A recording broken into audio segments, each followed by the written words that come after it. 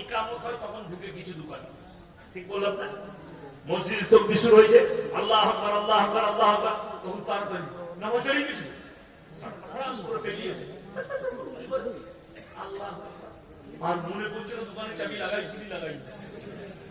হ্যাঁ, নামাজ আর দোকান একসাথে মিশে গেল না। স্থির ভাবে দোকান লাগাও। ওই জন্য যারা হাজী সাহেব আছে, উমরা করতে গেছে, হজ করতে গেছে, তিনারা জানেন যে মক্কা মদিনায় আজানের আধ ঘন্টা আগে উজু করে তারা প্রবেশ করে যায় যে নামাজ আমাকে আদায় করতে হবে। দোকান খোলা পড়ে থাকে, তারা আল্লাহর ঘরে চলে আসে। তবে এই কথাটা আমল করতে যান না। আপনি যদি বলেন ইয়াসিন ভাই বলে গেছে দোকান পড়ে থাক, তুই এসে নামাজ পড়বি, ঘুরে গিয়ে দেখবেন দুটি চানাচুর নাই কি আমার গালে, আপনি কিন্তু দোকান বন্ধ করবেন। কেন? আমাদের তো আউলিয়ার দেশ না, তা না হলে তো জুম্মার দিনে মসজিদ থেকে জুতো চুরি হয় না। হ্যাঁ, নতুন যেই যে ছিঁড়া জুতো পরে আর বেরিয়ে আসছে নতুন জুতো পরে, যদি ধরা পড়ে যান বুঝতে পারিনি তো, আর যদি ধরা না পড়ে তো মাল চলে গেল। ঠিক বললাম না? তো আমাদের আউলিয়ার দেশ, এখানে সব দাম, এখানে দোকানটা বন্ধ করেই যাবে, আগে থেকে বন্ধ করুন। যারা মনে মনে ভাবছেন, যদি কোনো মৌলবি কোনো হুজুর বলে থাকে, অনুরোধ করে বলছি, কেউ তো বলতে পারবে না যে মসজিদে ঢুকে গেলে আর বের হতে পাবে না, তোমাকে 24 ঘন্টা মসজিদে থাকতে হবে, এই বিধান কেউ দিতে পারবে না। কেন? আমার আল্লাহ রাব্বুল আলামিন কোরআনে মসজিদে কতক্ষণ থাকবেন, কতক্ষণ ইবাদত করবেন, এই সিস্টেমটাও বলে দিয়েছেন কোরআনে। জোরে বলুন সুবহানাল্লাহ। আমার আল্লাহ কোরআনে বললেন, ইয়া আইয়ুহাল্লাযীনা আমানু ইযা নুদিয়া লিস-সালাতি মিন ইয়াউমিল জুমআহ ফাসাউ ইলা যিকরিল্লাহি ওয়া যারুল বাই যালিকুম খায়রুল লাকুম ইন কুনতুম তা'লামুন। হে পৃথিবীর মানুষ, ঈমানদাররা শোনো, যখন তোমাদেরকে নামাজের জন্য ডাক দেওয়া হয়, বেচা কিনা বন্ধ করো, ব্যবসা বাণিজ্য খেতি বাড়ি বন্ধ করো, আর আল্লাহর ঘরের দিকে ছুটে এসো, ধাবিত হও, ইবাদত হয়ে যাবে। পরের আয়াতে আল্লাহ বললেন, ফাইদা কুনিয়াতিস সালাতু ফান্তাশিরু ফিল আরদি ওয়াবতাগু মিন ফাদলিল্লাহ ওয়াজকুরুল্লাহা কাসীরান লাআল্লাকুম তুফলিহুন। আবার যখন ইবাদত হয়ে যাবে, হালাল রুজির সন্ধানে তোমরা পৃথিবীতে ছড়িয়ে পড়ো। জোরে বলুন সুবহানাল্লাহ। 24 ঘন্টা থাকতে হবে। ওই জন্য পাইকারি নামাজ পড়বেন না।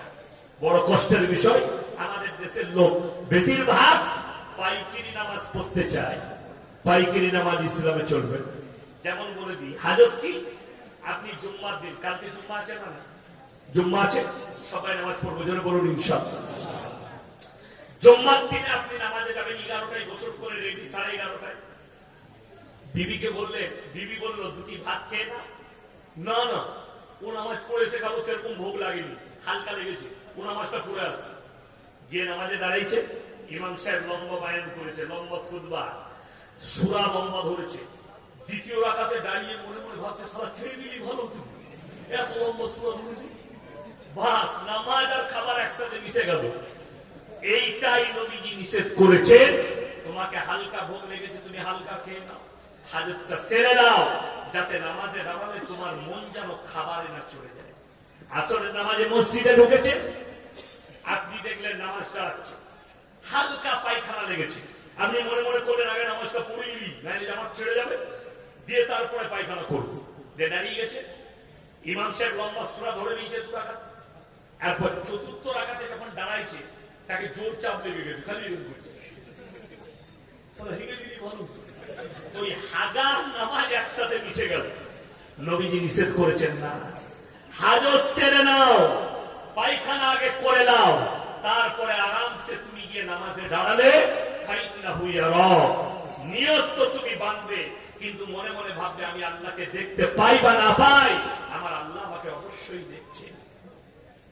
মনোযোগ যাবে নামাজে। 1 নম্বর গেল, নামাজ কেউ ছাড়বেন না। হাত তুলে জোরে বলুন ইনশাআল্লাহ।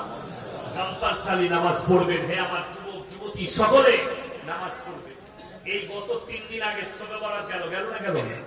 এ আমার বায়ানে আছে, আমি বায়ান করেছি যে শবে বরাত আমাদের দেশের আলাদা নামাজি বের হয় শবে বরাত, ঠিক কি না?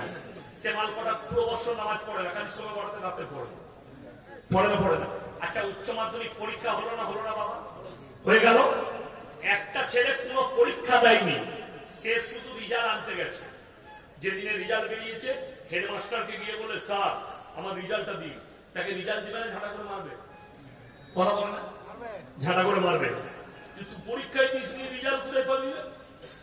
তো আপনার যদি সারা জিন্দগির ফরজ নামাজ না থাকে, শবে বরাতের নকল নামাজ দিয়ে ঘোড়ার ডিম করবে তুমি? কথা বুঝতে পারেনি আমার? পুরো বছর নামাজ নাই, ওখানে শবে বরাতের রাতের নামাজ পড়ি।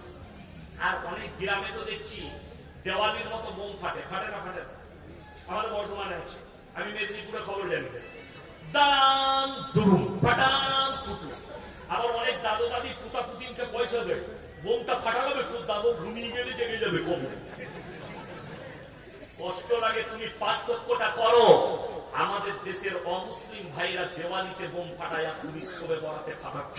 আমি আল্লাহর কসম খেয়ে বলে যাচ্ছি, যদি কোন মৌলবি হাদিস কোরআন থেকে বোম ফাটানো প্রমাণ করাতে পারে, আমি এলাহিগঞ্জের জুতোর মালা পরে যাবো ইনশাআল্লাহ। যে শবে বরাতে বোম ফাটাতে হবে, কষ্টের বিষয়। তুমি নামাজ, কেউ যদি নামাজ পড়ে নেকি আছে না নাই? কেউ যদি না পড়ে গুনাহ আছে? কথা বলে, গুনাহ নাই। কেউ যদি শবে বরাতে নামাজ না পড়ে, কোন রকমের গুনাহ নেই, যেহেতু এটা নফল নামাজ।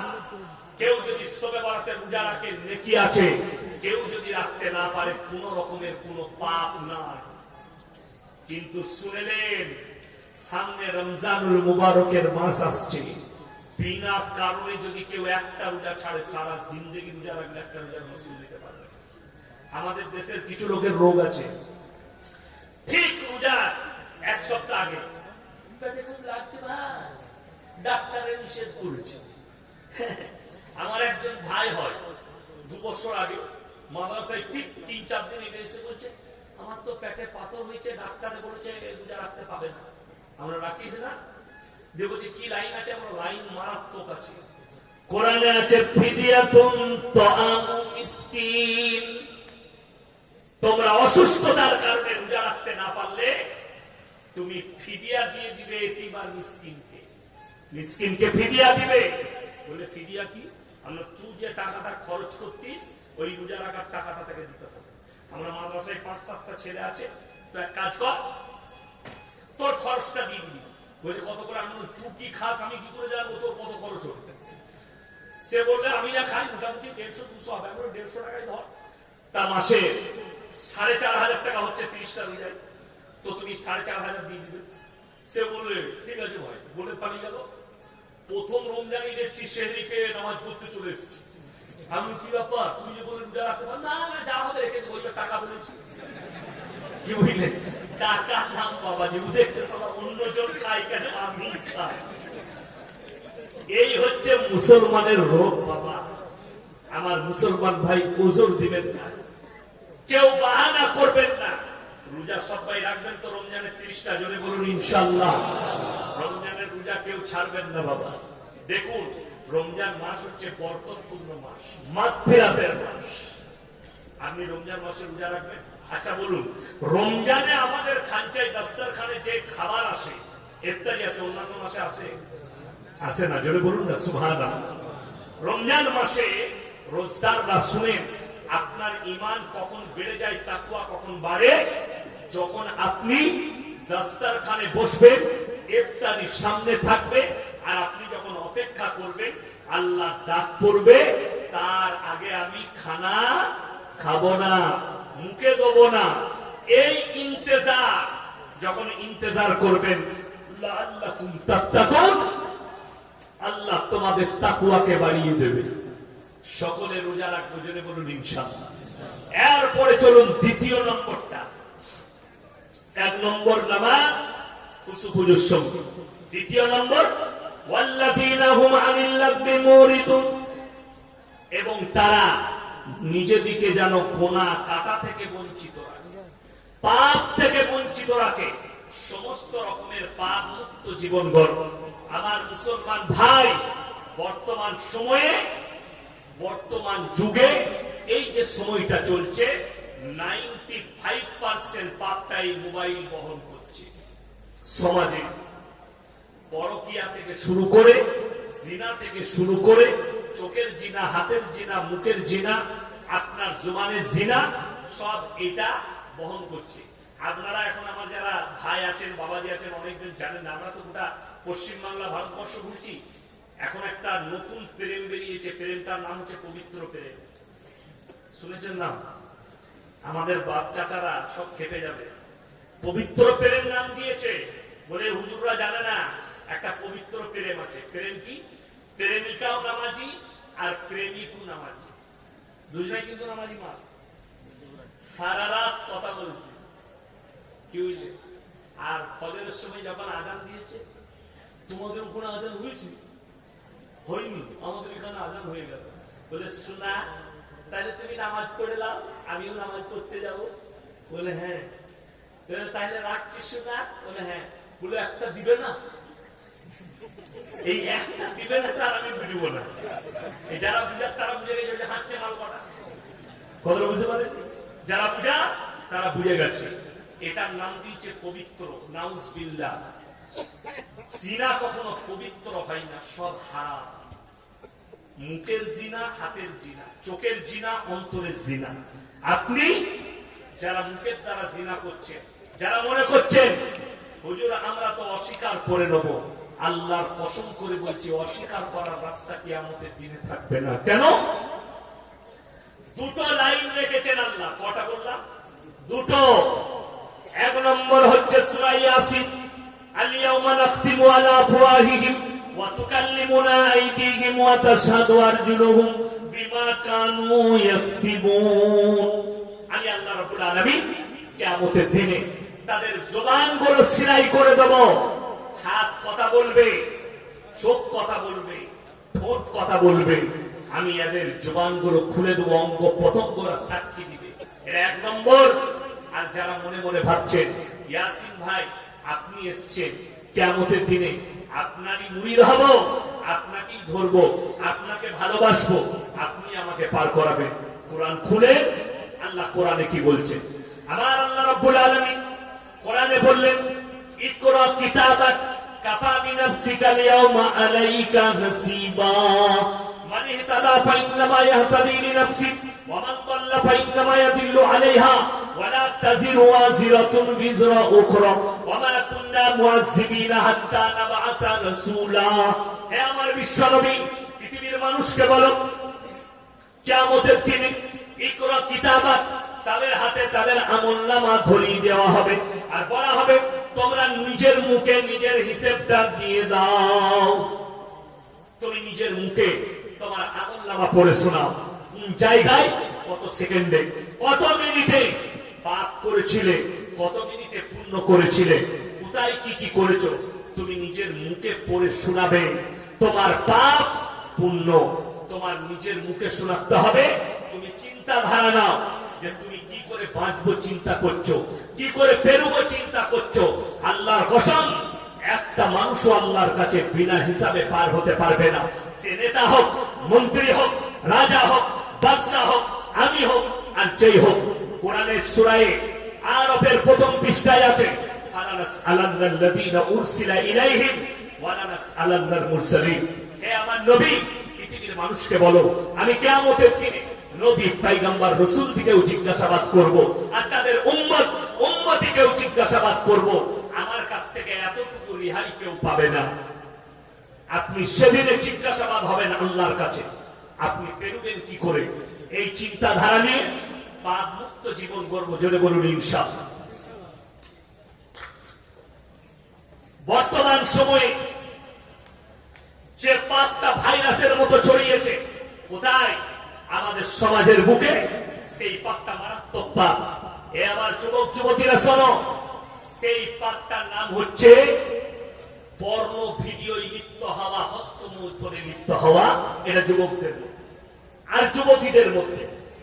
এই মোবাইলের দ্বারা শুনেলেন, হে আমার যুবক যুবতীরা, যারা মোবাইলের দ্বারা অতিরিক্ত পর্ন ভিডিও দেখেন, গত 6 মাস আগে দক্ষিণ 24 পরগনায় একটা ঘটনা ঘটেছিল। একটা 22 বছরের যুবক 80 বছরের বৃদ্ধা মহিলাকে ধর্ষণ করেছে। জোরে বলুন নাউজুবিল্লাহ। ছেলেটা অ্যারেস্ট হয়েছে। তাকে সর্বপ্রথম প্রশাসন ডাক্তারের কাছে নিয়ে গেছে, ব্রেনের ডাক্তারের কাছে। ছেলেটার পুরো রোগ আছে কিনা দেখার পরে ব্রেনের ডাক্তার বলেছে আর ব্রেন হ্যাং হচ্ছে। ব্রেনের মধ্যে এমন একটা জিনিস আছে, সেই জিনিসের দ্বারা এই পাপটা করেছে। সেই ছেলেটার জবানবন্দি নেওয়া হয়েছে। তুমি কি করে করলে? বলে আমি সারা সারা রাত্রি প্রত্যেক দিন পর্ন দেখি। আমি যখন ওই জায়গায় মাচার উপরে বসে পর্ন দেখছিলাম, ওই ভদ্র মহিলা প্রস্রাব করতে এসছে, আমি আর থাকতে না পেরে তাকে ধর্ষণ করেছি। আমেরিকা, লন্ডন, ব্রিটেন, জাপান, জার্মানের ডাক্তাররা বলছেন, বিশেষজ্ঞরা, যারা অতিরিক্ত পর্ন ভিডিও দেখবে তাদের ব্রেনে হ্যাং হতে লাগবে এবং যে রোগটা দাঁড়াবে সে তার চোখের দ্বারা জটা মহিলাকে দেখবে, জিনার চোখেই দেখবে। তার মাকে দেখুক, তার বোনকে দেখুক, তার বিটিকে দেখুক, তার দাদিকে দেখুক, আর নানিকে দেখুক, আর তার প্রতিবেশীকে দেখুক। যে মহিলাটাকে দেখবে ধর্ষণের চোখে দেখবে, সে বলাৎকারের চোখে দেখবে। এই রোগটা দাঁড়াবে। ওই জন্য শুনেলেন আমার এই বয়ান 6 মাস আগে বেরোনোর পরে কলকাতার এক হারামের আওলাদ শিক্ষিত লোক মুসলিমদের আমাকে ফোন করে গালি দিয়েছিল। আমার কাছে তার নম্বর নেই, নাইলে সেই হারামের আওলাদকে বলতাম, শোন, আমার কথা আজকে সত্যই প্রমাণিত হয়েছে। 1 মাস আগে উত্তরপ্রদেশের একটা দুর্ঘটনা ঘটেছে।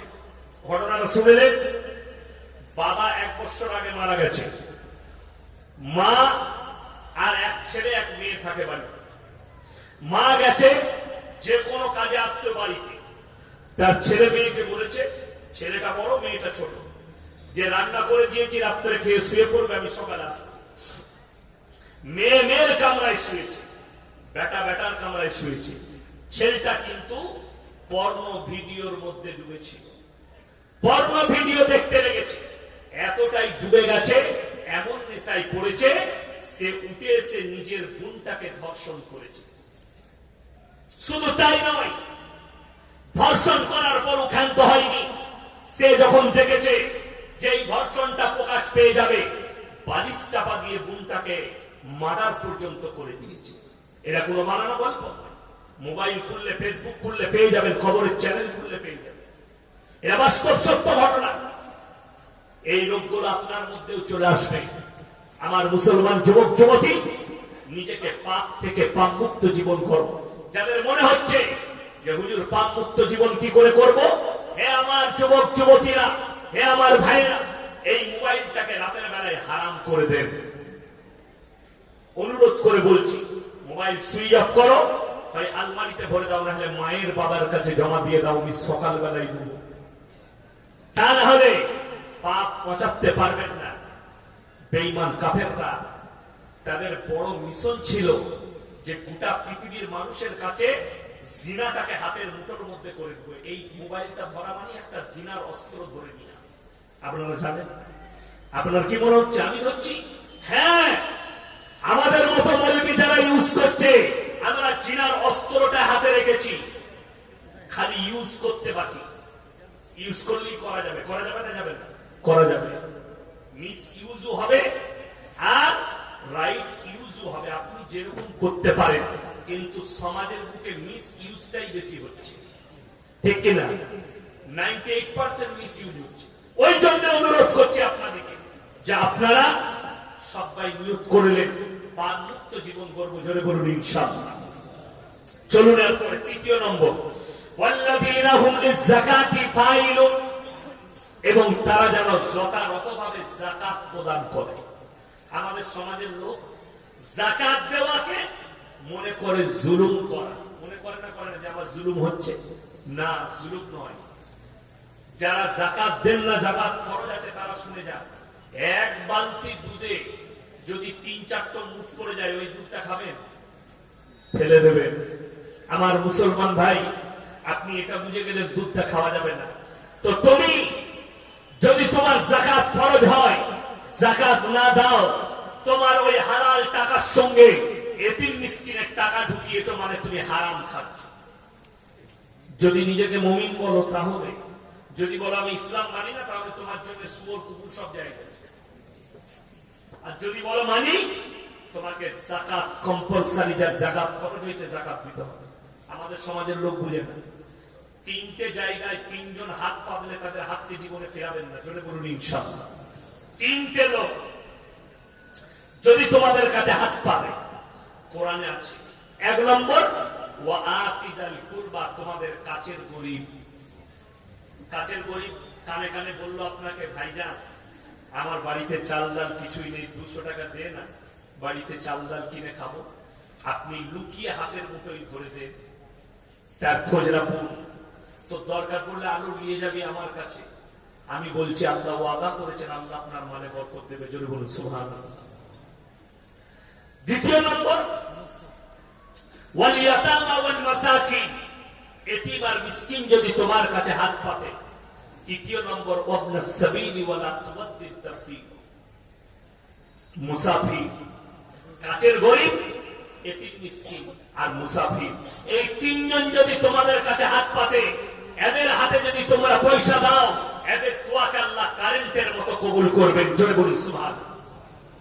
আমাদের দেশের লোক দেখবেন একটা গুণ খারাপ আছে, কোন যদি মানুষ টাকা চাইতে আসে, অনেক লোক কথা শোনায় না, তোমার শরীর আছে খেটে খেতে পারো না, তুমি ভিক্ষা চাইছো।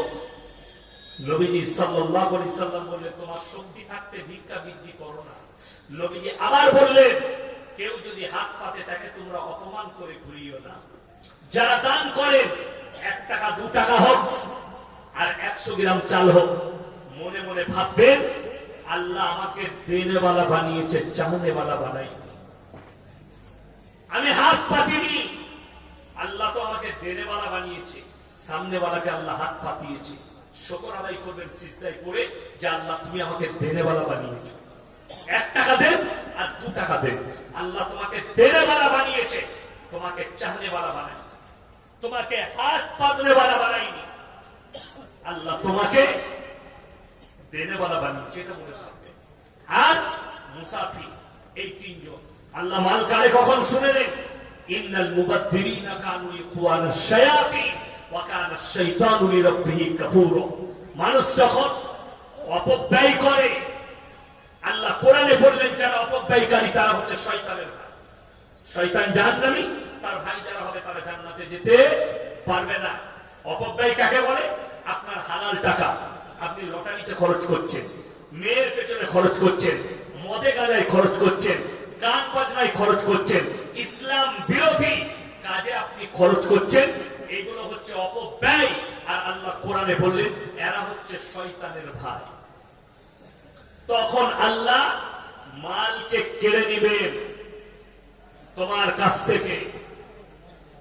অনেকজন বলে, হুজুর বেঈমান কাফেররা তো এত পাপ করে, তাদের কেন মাল থাকে? এইখানে একটা পয়েন্ট আছে, কিয়ামতের দিনে পাপ আর পুণ্যের হিসেব হবে মুমিনের। খবর বুঝেছেন? আসেনি? কার? যারা ঈমান এনেছে তাদের।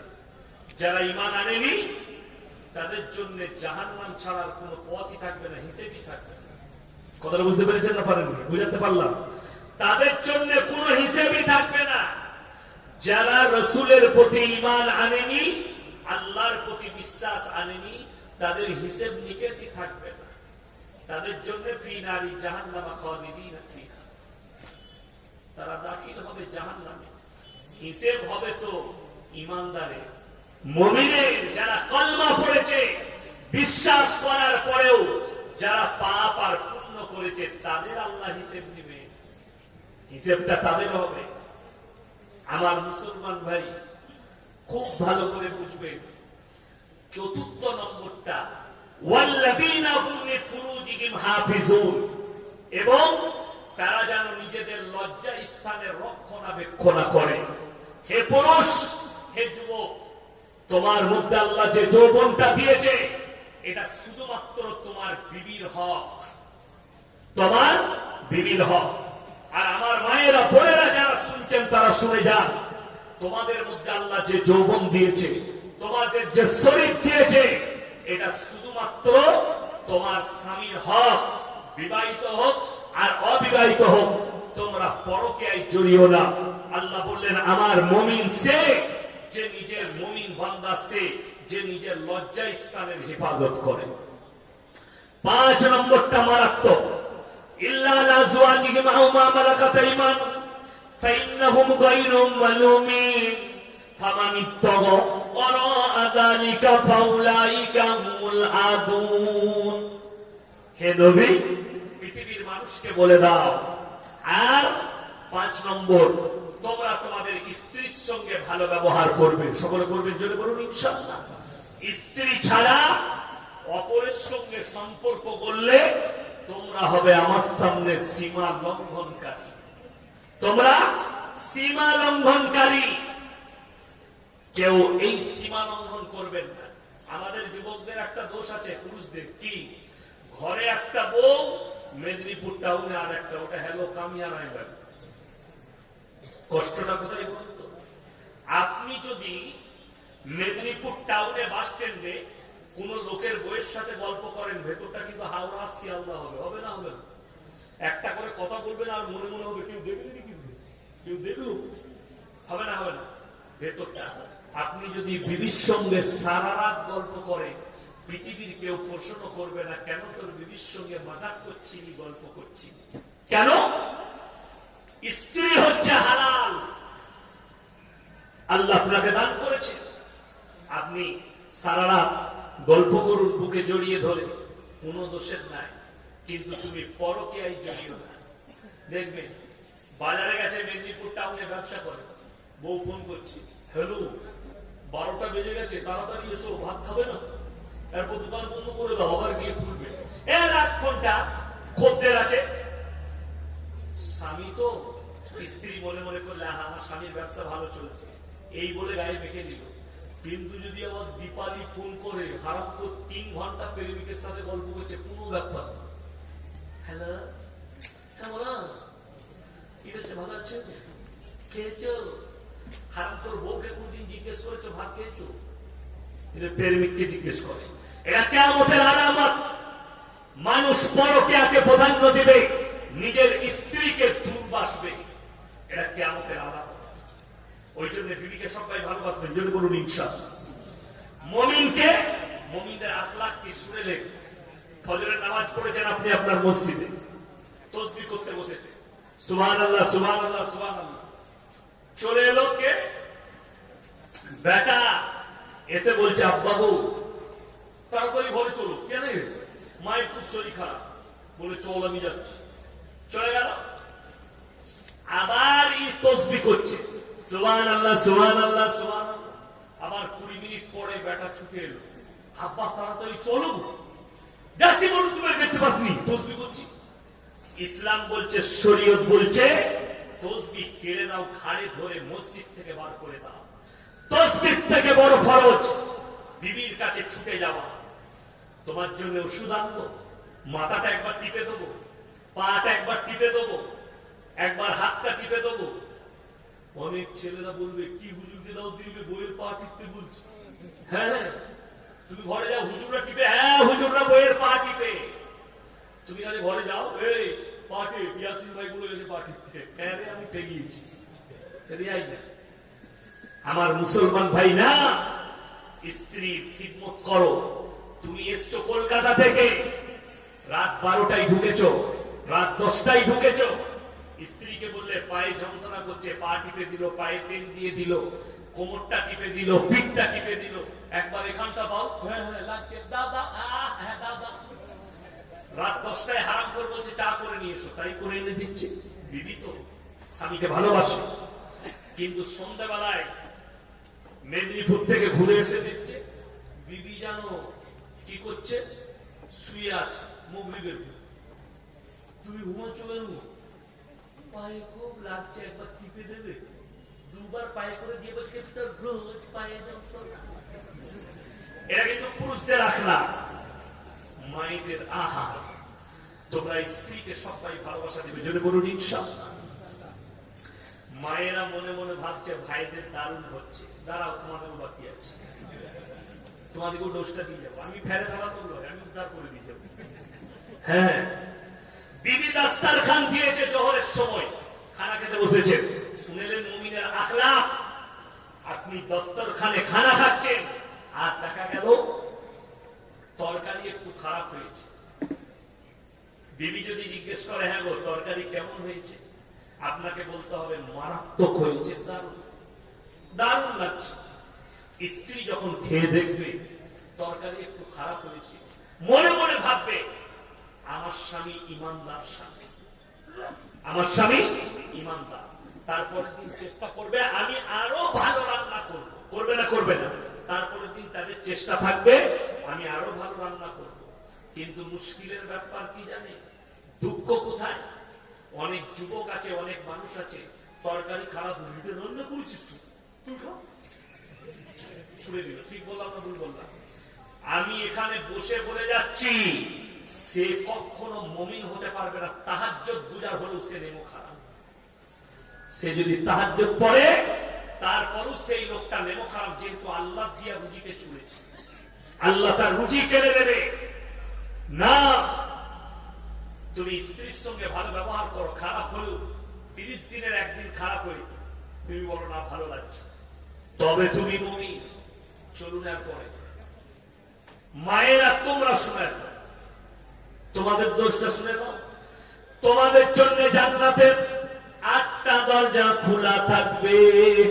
কখন? শোনো, যখন তোমরা নামাজি মুসল্লি দিনদার হবে, পরেজগার মুত্তাকি হবে এবং তোমরা পর্দা ফুশিদারের মধ্যে আসবে আর বেশি বেশি করে স্বামীর খিদমত করবে।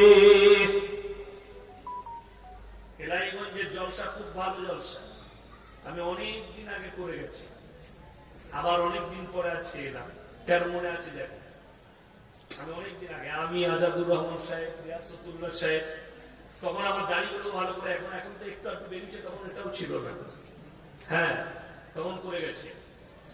তো আপনারা জলসা করছেন আলহামদুলিল্লাহ, এতগুলো মানুষ এসে বসেছে, কিন্তু আগামীতে কমিটিকে বলবো ইসলামী শরীয়তে মেলা হারাম। ইসলামী শরীয়তে কি বললাম? মেলা হারাম। কেন হারাম? যে জায়গায় নারী আর পুরুষ পর পুরুষ আর পর নারী এক কাছে হবে, 3য় নম্বর যে লোকটার হাজিরি হবে সে হচ্ছে শয়তান। কোরআনে আছে ইন্না শাইতান লিল ইনসানি আদুউম মুবিন, শয়তান হচ্ছে মানুষের প্রকাশ্য দুশমন। যদি আপনাকে উদাহরণ দিয়ে বুঝাই, 5টা ছেলে ঘুরছে মেলায়, 10টা ছেলে ঘুরছে, 10টা মহিলা ঘুরছে মেয়ে। শয়তান বেটা ছেলেগুলোকে বললে ভিড় আছে বেঁধে চালিয়ে দে, মেরে দিয়ে পালিয়ে। আর এই কুনো মারাতে কেউ যদি হেসে দিল কই হাসা তো ও ফাঁসা, বাস জিনা চাল। তো ভেবে দেখবে এই জলসা দ্বীনি মজলিস, এটার দ্বারা নেকি পাওয়া যাবে। দরুদ পড়া হয়, আল্লাহর কোরআনের আলোচনা হয়, এতে নেকি পাওয়া যাবে না? যাবে না বাবা? যদি নেকি পাওয়া যায়, আর একদিকে যদি জিনার আড্ডাখানা বসিয়ে দেন, তাহলে নেকি আর কোন সমান সমান হয়ে গেল, তো কিছুই রইল না, আমাল ফাঁকা। কিয়ামতের দিনে আপনি বলবেন আল্লাহ আমি পূর্ণ জন্য করেছি, কিন্তু দেখতে পাবেন সবই ফাঁকা। তখন আপনি কি করবেন? চলুন আপনাদেরকে অনুরোধ করছি, আগে চলুন। মায়ের দিকে বলছি, সব থেকে প্রথমে পর্দার বিষটা আগে নেবে নিবি, পর্দাটাই বেশি ঝামেলা। হ্যাঁ হ্যাঁ, ওইটাই মেরবি। আমি তো কিছুদিন থেকে মনে মনে করছিলাম আল্লাহ গো, আমাদের সমাজের উন্নতি হয়েছে, সব মেয়েরাই মোটামুটি সব ভাই, ঠিক না? তারপরে দেখছি হিন্দুদের মেয়েরাও মুখে কাপড় বাঁধছে। আমি বললাম আল্লাহ এর ভেতরেও 2 নম্বরই। কি 2 নম্বরই? হ্যালো তো কোথায় আছিস? বলে ইলাহিগঞ্জে। তো কোথায়? বললে আমি চরঙ্গিতে দাঁড়িয়ে আছি। বলে খেপি দাঁড়া, ভালো করে উন্নাটা বাঁধ। ই অ্যাপাচি গাড়ি নিয়ে এসে চৌ করে বের করে বস, চৌ করে পালিয়ে গেল। লোকরা পুরো ক্যাকে নিয়ে গেল, বলে বুঝতে পারিনি উন্না বাঁধা ছিল। হ্যাঁ হ্যাঁ, এর নাম হচ্ছে প্রেমের পর্দা। আর কোরআন বলছে ওয়াদরিব খুমুরিহিন্না আলা জুনুবিহিন, হে নারী তুমি পর্দা নির্ধারিত করো, তোমরা কোনদিন ধর্ষিতা লাঞ্ছিত হবে না। এরপর পর্দা বুঝাবো। এই যে স্টেজে বসে আছি আমরা, আমাদের প্যাট পিট কেউ দেখতে পাচ্ছেন? কিছু কথা বলে না। না, এই দেখেন এত গরমটাও ভেতরে গেঞ্জি পরে আছে, এটা অল টাইম পরে। শীত কি গ্রীষ্ম? আপনারা যারা বসে আছেন, আমিও কিন্তু আপনাদের শরীর কারো দেখতে পাই, কিন্তু দুঃখ কি জানেন? আপনি ফজরের নামাজ পড়েছেন, নিজেকে মুমিন বলছেন, গাড়িতে বাইকে করে বউকে নিয়ে মেদিনীপুর টাউনে কাজ আছে যাবেন, পেছনে বউ বসে আছে, আপনার শরীরটা গোটাই ঢাকা, হাত পর্যন্ত জামা, শরীর ঢাকা, পা পর্যন্ত প্যান্ট, কিন্তু পেছনে বউ বসে আছে, বউয়ের পেটু বেরিয়ে আছে, পিঠু বেরিয়ে আছে। ঠিক বললাম না ভুল বললাম? তুমি নিজেকে মুমিন কি করে বলো? আচ্ছা আপনারা বলুন, প্রত্যেকটা নারীর জন্য পর্দা করা ফরজ না ফরজ না? কথা বলে ফরজ। আল্লাহ নবীর হাদিস, যেদিন থেকে পর্দা ফরজ হয়েছে, নবীজি সাল্লাল্লাহু আলাইহি সাল্লামের একটা বিবি হুজরাখানা থেকে নোকটা পর্যন্ত বার করেনি। জোরে বলুন সুবহানাল্লাহ। পর্দা ফরজ করলেন, এটা তো হলো না, আর একটা ডোজ দিয়ে যায়, মারাত্মক ডোজ এটা। আমি আর ইনি ধরলেন অন্তরের বন্ধু। কিসের বন্ধু বললাম? আচ্ছা, অন্তরের বন্ধু হলে ইয়ার কি হয় না? হয় না? ইয়ার কি হয় না? মজাক হয় না? মজাক হয়। আলহামদুলিল্লাহ, মজাক হয়।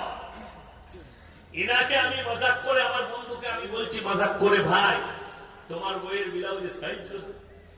আচ্ছা, বন্ধুত্ব থাকবে না শেষ হবে? এই উত্তর দিবেন আমার কথা। শেষ হবে না থাকবে? শেষ হবে। আপনার বন্ধু আপনাকে শুধুমাত্র এতটুকু বলেছে, তোর বইয়ের ব্লাউজের সাইজ কত? আপনি বন্ধুত্ব ছিন্ন করলেন, আপনি কষ্ট পেলেন। লজ্জাটা কোথায় হওয়া দরকার জানেন আপনার? এই জায়গায় লয়। বন্ধু তো মুখে জিজ্ঞেস করেছে তোমাকে, আর তোমার বউকে বাজারে ঠেলে দিয়েছ, কাপড়ের দোকানে একটা পর পুরুষ বসে আছে, আর তোমার বিবি গিয়ে বলছে দাদা আমার একটা 32 সাইজের ব্লাউজ বার করো, তখন তোকে লজ্জা লাগে না? কথাটা বুঝাতে পারলাম? কথাটা বুঝাতে পারলাম? বুদা বাংলায় বয়ান করছি আমি, শুদ্ধ বাংলায়। তোমার বিবি বাজারে গিয়ে নিজের ভেতরের সাইজ বলে একটা পর পুরুষের কাছে মাল কিনছে, তখন তোকে লজ্জা লাগে না? তোর বন্ধু খালি সাইজ জিজ্ঞেস করেছে, তোকে লজ্জা লাগবে? ভেবে দেখবেন, রাতের বেলায় গভীর ভাবে ভাববেন। আমি যে কথাটা বলে গেলাম, আপনার চোখ দিয়ে পানি আসবে। তোমার বিবিকে বাজারে ফেলার কারণে তুমি কিয়ামতের দিনে তোমার নামাজ ভাগা হয়ে গিয়ে তুমি আটকিয়ে যাবে।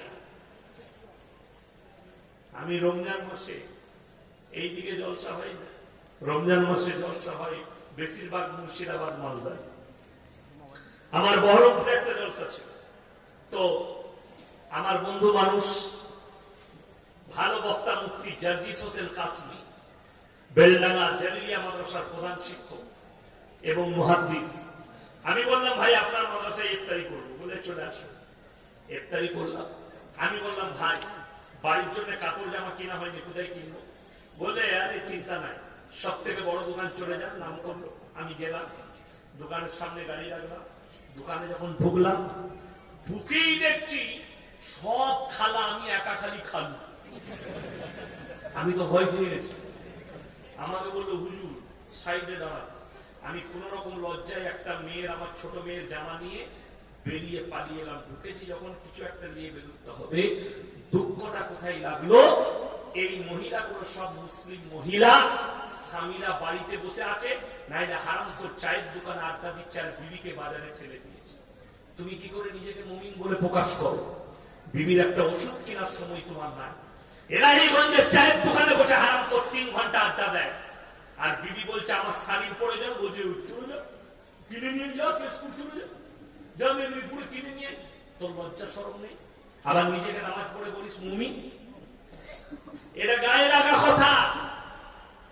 কিন্তু ভেবে দেখবেন মায়েরা, শোনো, আপনাদের এলাহিগঞ্জ বাজারে কেউ যদি কলাগুলো ছিলে বিক্রি করে, মাটিগুলো কোথায় বসতে? কলা বলে না? কলায়। ওই কলা কিনবে? কেউ কিনবে? কিনবে না। আমার মায়েরা, তোমাদের মূল্যটা হিরে মতি মুক্তোর থেকেও বেশি। কথা বুঝতে পারেননি? হিরে মুক্তো মুক্তোর থেকেও বেশি। একটা মুক্ত পাথর তাকে যদি খুলে রেখে দেন, তার বেইজ্জতি হবে না। কিন্তু একটা মা এত বড় মূল্যবান জিনিস, তার শরীর যদি খুলে রাস্তায় ঘুরে, তারা বড় বিপদে পড়ে যাবে, আর বড় বেইজ্জতি হবে। ওই জন্য হীরেমতি মুক্ত চেয়েও দামি হচ্ছে আমাদের মা বোন, আমাদের ইজ্জত, নারীদের ইজ্জত। ইসলাম শিখিয়েছে নারী ইজ্জতের কথা। আল্লাহ নবী জানাবে মুহাম্মদুর রাসূলুল্লাহ সাল্লাল্লাহু আলাইহি সাল্লাম নিজের মাথার পাগড়িটা হাতেম তায়ের বিটির মাথায় চাপিয়েছে। সাহাবীরা বলেছেন, ইয়া রাসূলুল্লাহ, এটা মুশরিকের বিটি। নবীজি উত্তর দিলেন, হে আমার সাহাবীরা শোনো, আমি মেয়েদের মাথা ঢাকতে এসেছি, খুলতে আসিনি। জোরে বলুন একবার সুবহানাল্লাহ। আমি মেয়েদের মাথা ঢাকতে এসেছি, খুলতে আসিনি। এটা হচ্ছে রাসূল সাল্লাল্লাহু আলাইহি ওয়াসাল্লামের ভাষা। এরপর ভেবে দেখুন ইসলাম কতটা সম্মান দিয়েছে একটা নারী। কোরআনে একটা সূরা অবতীর্ণ হয়েছে, সূরা নিসা। এটা শুধু মায়েদের ইজ্জতের উপরে অবতীর্ণ হয়েছে। আপনার অনুভব হবে না। কোরআনকে স্টাডি করুন, নবীজির জীবনীটা পড়ুন। যাদের ব্রেনে আঘাত লেগে আছে ইসলাম কি, যাদের ব্রেনে আঘাত লেগে আছে কোরআন কি, তাদেরকে অনুরোধ করে যাব, একবার কোরআনটা স্টাডি করো। তোমাদের বাচ্চাদেরকে দিনই শিক্ষা দাও, যাতে তোমার মেয়ে মুসলিমা নাসরিন না হয়ে যায়, তোমার মেয়ে যেন বেঈমান কাফেরের মতো রূপ না নিয়ে নেয়। ওই জন্য দিনই শিক্ষা দেন। আজকে শুনে নেন বুখারী শরীফের হাদিস 5885 নম্বর হাদিস। নবীজি সাল্লাল্লাহু আলাইহি সাল্লাম বললেন, দুটো ব্যক্তির দিকে কিয়ামতের দিন আমার আল্লাহ তাকাবেন না। এক নম্বর হচ্ছে ওই ব্যক্তি, যে লোকটা, যে যুবকটা নিজের চেহারা মহিলার মতো করেছে, কানে বালি পড়েছে, হাতে বালা পড়েছে, মেয়েদের মতো চুল রেখেছে। এই ব্যক্তিরা কিয়ামতের দিন আমার আল্লাহ তাকাবেন না। এবং তাদেরকে বলা হবে, তোমরা মহিলার রূপ ধারণ করো। তারা বলবে আমরা অক্ষম, তারা জাহান্নামে প্রবেশ করবে। যে মেয়েরা পুরুষের রূপ ধারণ করতে চাইছে, ববিকার চুল, জিন্সের প্যান্ট আর গেঞ্জি, যারা পুরুষের মতো সাজতে চাইছে, এই মহিলাদের দিকেও আমার আল্লাহ কিয়ামতের দিনে তাকিয়ে দেখবেন না। এই মহিলারাও জাহান্নামে প্রবেশ করবে। আমার মুসলমান মা বোন, আমার ভাই, তোমরা নিজেদিকে পরিবর্তন করো না। এখন একটা রোগ এসছে, লিঙ্গ পরিবর্তন। লিঙ্গ পরিবর্তন বাংলাদেশে ঘটেছে, শরীফ থেকে শরীফা।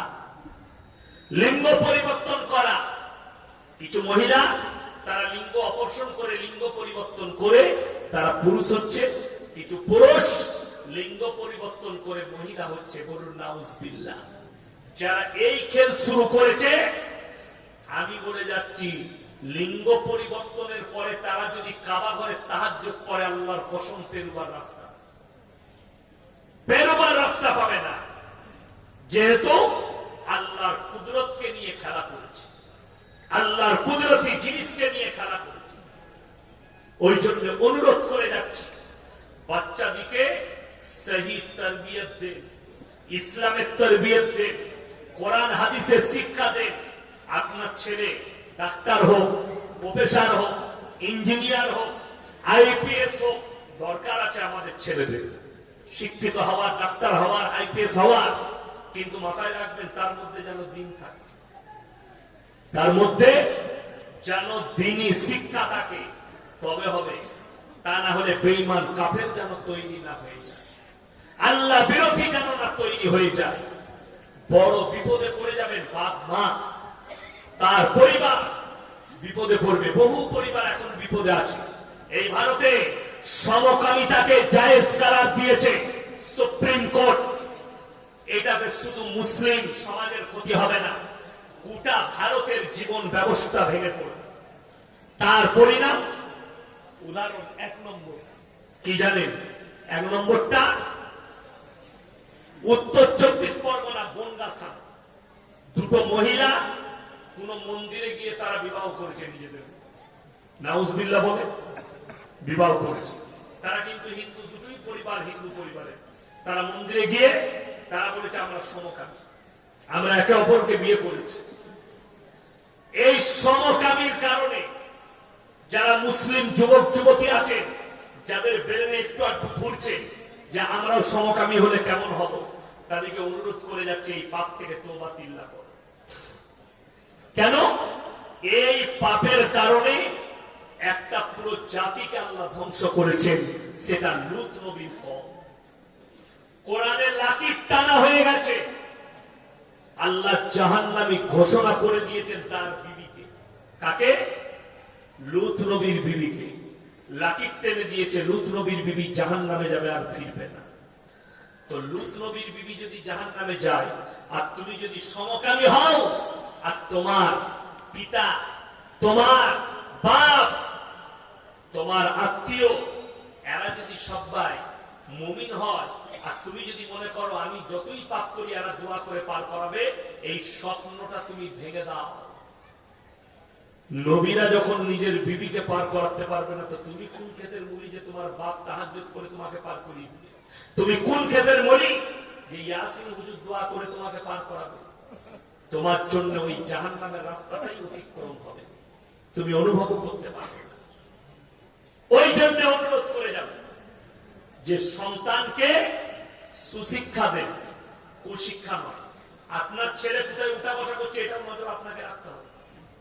চাষের আড্ডায়, না মদের আড্ডায়, না গাঁজার আড্ডায়, না নোংরা জায়গায়, এটা আপনারা খোঁজ রাখেন।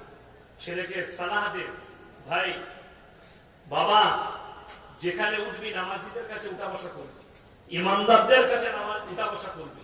একটা ছেলে সে যদি নামাজিদের পাশে উঠা বসা করে, একদিন গিয়ে সেই ছেলেটা নামাজি হয়ে যাবে, একদিন গিয়ে সেই ছেলেটা নামাজি হবে, সেই ছেলেটা মুমিন হয়ে যাবে। আর কোন ছেলে সে যদি 1 মাস মাতালদের পাশে উঠা বসা করে, সে মাতাল হবে। কেন? সঙ্গ দোষে লোহা ভাসে। ইসলামে আছে সঙ্গ দোষে লোহা ভাসে। আমার ড্রাইভারকে গিয়ে দেখুন, আমার থেকে বড় বড় দাড়ি, ছেলেটা লরি চালাত, হাতে বালা ছিল আমার গাড়িতে যেদিন প্রথম চাপে। এখন 7 বছর চলছে।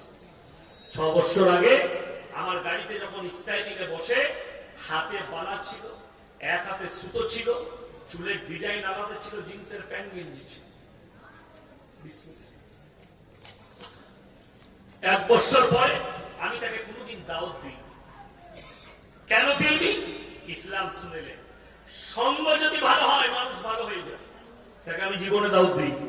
হঠাৎ করে সে একদিন দেখা গেল পাঞ্জাবি আর আমার মতো লুঙ্গি পরে এসেছে। হুজুর ওগুলো আর পড়বো না, এগুলোই পড়বো আলহামদুলিল্লাহ। আর দাড়ি কাটবো না, দাড়ি রেখে দিব। হাতের বালা চলে গেল, সুতো চলে গেল, গুটকা শেষ হয়ে গেল, খেলো না, সব ত্যাগ, নামাজি হয়ে গেল, টুপি দাড়িওয়ালা। আমি অনেকদিন আগে, তখন মানুষ অতটা আমাকে চিনত না, আমি পুরুলিয়া ডিস্ট্রিক্টে এক জায়গায় জলসায় গিয়েছিলাম। তো গাড়ি থেকে নেমে হেঁটে যাচ্ছি, তো তাদের যে লোকটা নিতে এসছে আমাদেরকে গাড়ি থেকে, সে কিন্তু আমাকে কেয়ার করছে না। আমার ড্রাইভারকে বলছে আইয়ে হাজরাত চালিয়ে, ওকে নিয়ে যাচ্ছে। আমি বলুন চুপ করে থাক, তোকে ইজ্জত করবো। তো ওকে আবার উজুর পানি দিচ্ছে, হাজরাত উজু কা পানি দিচ্ছে। আমি কল টিপে উজু করছি, ওকে পানি দিচ্ছি। কি বুঝলে? তো উজু করলো, নামাজ আমরা পড়লাম, নাস্তা ভালো করে দেখছি, ওর দিকে বাড়িয়ে দিচ্ছে। ওকে হুজুর মনে করেছে, আমরা চলুন। তারপরে যখন স্টেজে যাবার ডাক করেছে, যখন আমি যাচ্ছি, তখন বলছে हजरत गलती हो गया। हमने गलती कोई बात नहीं, ये तो अल्लाह का कुदरत है, ये उलमाओं का बरकत है, ये दाढ़िया टोपी का बरकत है, ये कोई गलत बात नहीं है।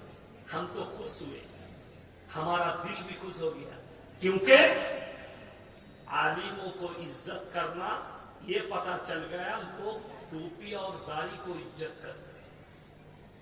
और रसूल सल्लल्लाहु अलैहि वसल्लम का सुन्नत है, तो जिसने सुन्नत रखा उसका इज्जत बढ़ गया। दाढ़ी रखবে इज्जत বেড়ে যাবে, টুপি লাগাবে ইজ্জত বেড়ে যাবে। আমাদের অনেক যুবকরা মনে মনে করে দাড়ি রাখবো কি হুজুর, মেয়েরা বিয়ে করবে। আমাদের মায়েরাও অনেকজন আছে, তারা বিয়ে করতে চায় না দাড়ি টুপিওয়ালা নামাজি ছেলেকে। কেন? তাকে বিয়ে করলেই তো মেলা নিয়ে যাবে, এ তো সিনেমা দেখাবে না, এ তো যাত্রা আলকাপ দেখাবে না। কষ্টের বিষয়, মায়েরা শর্ত রাখো, যাকে বিয়ে করব সেই ছেলে যেন দাড়িওয়ালা নামাজি হয়, সেই ছেলে যেন মুমিন হয়, তবে তাকে বিয়ে করব। আমাদের দেশের সিস্টেম কিন্তু আলাদা। বিয়েতে মেয়ে দেখুক আর ছেলে দেখুক। আমাদের ছেলের বাপদের একটা রোগ আছে, মেয়ে দেখতে গেছে, কই নাস্তার পরে মেয়েকে নিয়ে এসো, বস করিয়েছে, সে যখন ঢুকছে, আসসালামু আলাইকুম, ওয়ালাইকুম সালাম, বসো বসো, কি নাম?